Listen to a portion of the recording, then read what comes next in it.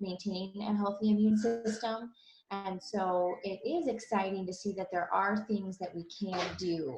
And so, like they mentioned, vitamin D is one of the supplements that has the largest amount of studies on it so far. And so just some of the points that are interesting, a couple studies, I've looked at quite a few, but here's just a few little tidbits. In one study, 80% of patients, it was 200 participants that had COVID, they were positive for COVID.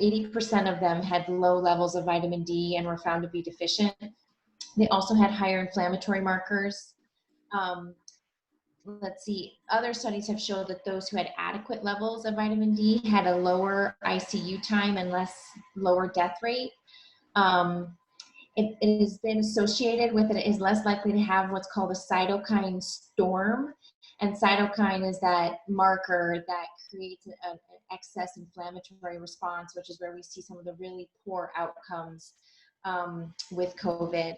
And it actually, vitamin D, we know reduces the production of cytokine. One study that I found was interesting. They said that they had looked at, it was 489 people that had tested positive for COVID, and all of those, they were more out of that group. Everyone who tested positive, it was more likely that they were lower in their levels of vitamin D. So it's not a magic bullet. It's just something that's easy. And the great part is that it's really hard to overdose on vitamin D. I'm not in any way recommending that you go out and have huge excessive amounts, but vitamin D has all sorts of other benefits for the body. And unless you're taking in excess of 10,000 IU daily, it has a really positive effect and had great association in terms of protection for your body, for both kids and adults. So a good idea just to implement that for your family.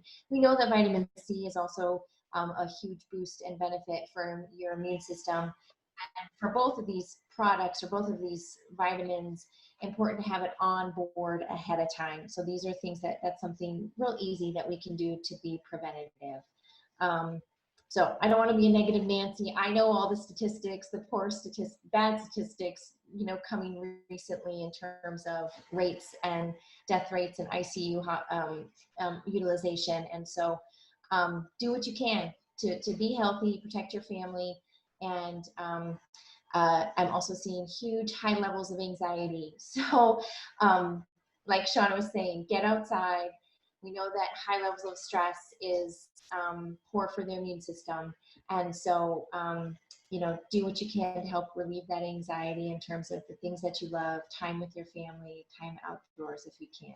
So that's, I guess, my little addition to add to everything. It's so helpful, Amanda. I think you're in it, man. So thanks for all you do. But I have a friend who's a doctor. I'm like, how's work? She's like, well, I rarely ever talk about medical issues. It's more like psychology. I feel like I'm a psychologist right now, like counselor. So it is a big deal. It is. That's a whole nother talk. Yeah, exactly. High levels of anxiety. So speaking of which, I have to jump off. Have to get I was at the clinic late tonight, and so I'm gonna go take care of my little guy and then jump into charting. So thanks for having me. And thanks for being here, Amanda. Thanks, Amanda. Bye. Well, I quickly re-recorded while she was talking, so I'll have little things I can send out. So thanks, Amanda.